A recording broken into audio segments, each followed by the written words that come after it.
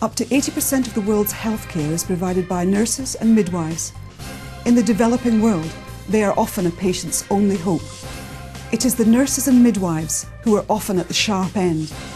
Less fated than their glamorous doctor counterparts, paid a pittance, yet no less committed. They are the front line in the global health crisis.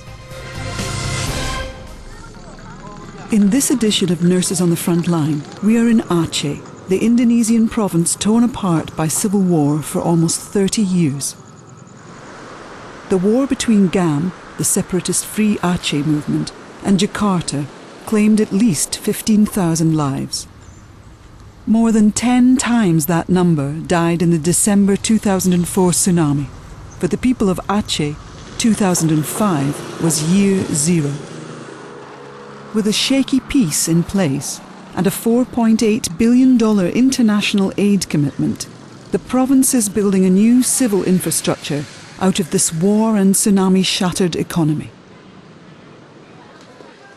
Hospitals are a key part of that infrastructure.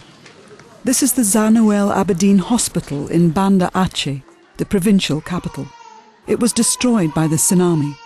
Now it appears phoenix-like out of the debris. In this programme, we will see, through Saeed Osman, our nurse on the front line, how the problems that medical staff face go beyond the immediate devastation of the tsunami, and why it will take more than just international aid to deliver adequate health care to the survivors of the Civil War and the Great Wave. It was 8:25 in the morning on December 26, 2004, when the giant wave hit Banda Aceh.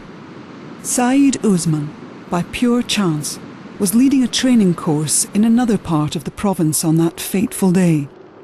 His wife, his 2 children and 5 other members of his close family were at home and perished. I was still searching during the first months after the tsunami. I was searching if there was news of a child who had been saved somewhere. I always went, just in case I could find my family again. I didn't stop trying. His previous life obliterated. Somehow Saeed had to find a reason to keep living. This is my house. I lived here with my family. This was the living room. This was my bedroom. This was my sister's bedroom. This was the room of another sibling. Over there is the kitchen. We lived here, the whole family.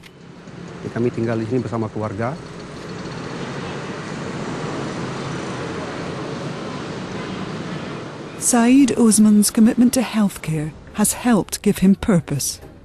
For the last 16 years, Saeed has worked in the Zainoel Abidin Hospital, first as a ward nurse, then as a specialist in social health. Now he heads the hospital's training and information department. Saeed says that there was nobody in Aceh who survived the tsunami unscathed. 168,000 out of a population of 4.5 million perished. The Indonesian authorities estimate that the cost of the destruction of homes and infrastructure is in the region of $5 billion.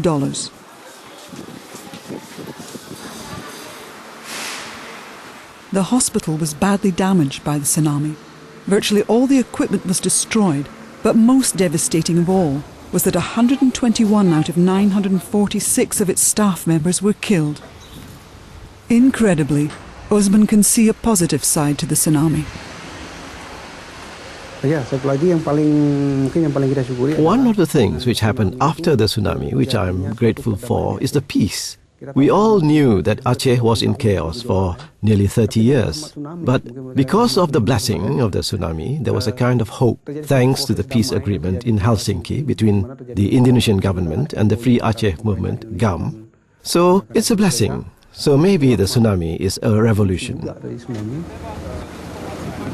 Overnight, this war-ridden and isolated province became a magnet for aid agencies. At its peak, the Agency for the Rehabilitation and Reconstruction of Aceh estimates there were 441 humanitarian organisations in Banda Aceh. Today, 2 years on, the only aid agencies providing long-term assistance to the hospital work on behalf of the German and Australian governments. The hospital is taking patients again and looks state-of-the-art, but appearances can be deceptive. It has been found to be structurally unsafe. The same two donors are now paying for a new hospital. But the tsunami also revealed another kind of shortcoming at Zainoel Abidin, one that cannot be rectified with aid money alone. It will also need expertise. Gerard Sauvé is a Belgian doctor specialising in hospital management. He works for GTZ, the German Development Corporation, who are consultants in the restructuring of the health services in Zainoel Abidin. Less people today? Yes, there are much less people because it's Ramadan and the people are coming less often. And basically, most of them, they go to the private sector. They go to the private polyclinic, which are open at more convenient hours. And they sometimes they have to pay more, but it's still more attractive for the patients, even for the poor patient. Most of the time, the doctors tell them when they arrive, okay, if you want to be treated well, if you want to see me in good condition, please go to my private practice in the afternoon. And that's the reason why the people who come here, they are really poor, or they are not aware yet of the system, and it's the worst scenario for them to come here, actually. Yeah. For Ms. Dawan, this worst-case scenario proved to be a motorbike accident. He has concussion, multiple fractures to both legs and arms. He's been in hospital for 2 days and still hasn't seen an orthopaedic surgeon. His family and friends are worried, but they seem resigned. We only have one specialist fracture doctor. There are many patients, so we have to wait. Menurut dari keterangan dokter semalam, kalau kondisinya semalam mengizinkan, according to his doctor, if his condition last night had been okay, they would have operated. Sehingga tidak memungkinkan untuk si pasien. But as his heartbeat was very low, it wasn't possible. Bahwa saudara kami ini, I'm confident that Mr. Wan will receive the best possible treatment here.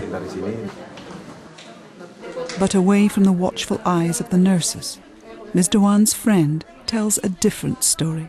Ketika saya datang dan saya melihat daripada penanganan kondisi pasien. At the beginning, when I first came, I looked at the patient's condition and I was very disappointed. People came and made some comments and asked some questions. There are many things involved, and one of them is money is power.